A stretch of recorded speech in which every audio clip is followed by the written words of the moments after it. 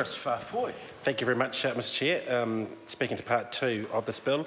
During the debate on part one, we, on this side of the House, showed our delight at the willingness of the government to work with opposition parties to ensure that there was more consideration taken of the community in this next phase of the rebuild of Christchurch, and part two operationalises that. And I just wanted to take you through a couple of the levels of proposed workings with the community where things will have to be either approved or consulted on, where I think, where I think that the government has actually done quite a good job.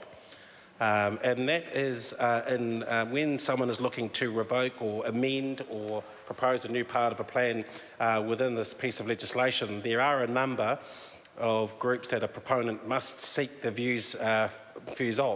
And an example of that, Mr Chair, is 22B of Part 2, where someone who's looking to, I think in this instance, is to amend part of a plan to Christchurch District has to seek the views of the Christchurch City Council, B, Canterbury Regional Council, Te Ruranga o Ngāi Tahu, Regenerate Christchurch, Otakaro Limited, and the Chief Executive of Otakaro Limited. So I think in that respect, I think it's good at that level of the level of consultation and the views that are being sought for any proposals that are being put to either amend, revoke or put forward a new plan. But when we're looking for the detail of the level of consultation that opposition parties wanted with community groups, we wanted to make sure that that was in there, and I think, again, this is good work by the Minister and the likes of Megan Woods on our party to make sure that there will be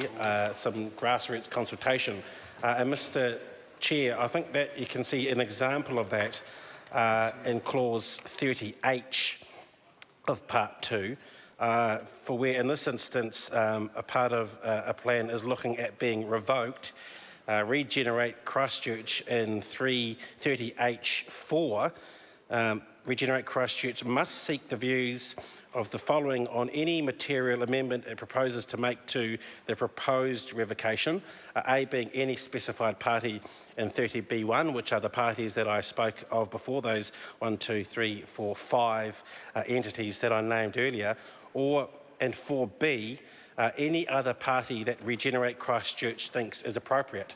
And I think that's where, in this piece of legislation, we'll have the opportunity, hopefully, for public submissions. And I wonder if one of the questions that we might pose to the Minister and the Chair is who those kinds of entities might be. Would it be similar to a select committee process? Would you put the word out and say, come one, come all? Or in certain instances, would it just be specifically targeted groups in specific areas that those parties or Regenerate Christchurch might look at having to consult with? Because in 4B, as it stands, any other party that Regenerate Christchurch thinks is appropriate could be taken a couple of ways. I think if it's in the spirit of the piece of legislation that we've got amended before us, I think that would probably be a rather wide range of consultation within the community, so you get a broad range of views.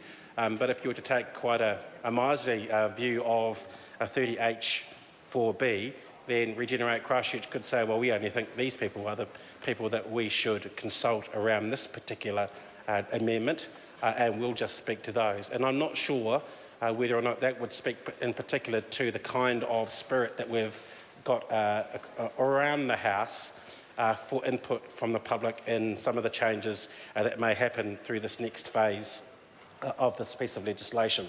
So it'll be interesting to hear just what kind of how wide you might cast a net when you're looking at any other party that Regenerate Christchurch thinks is appropriate.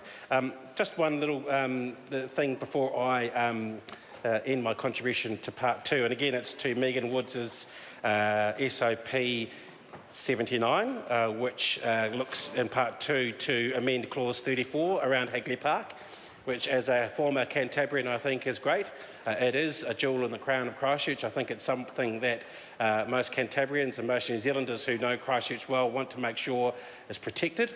And as it currently stands in the bill is not. So that's why Dr Megan Woods has seen fit to make sure that there is an explicit protection for the land that is known as Hagley Park within this piece of legislation. Thank you. The Honourable Jerry Brownlee.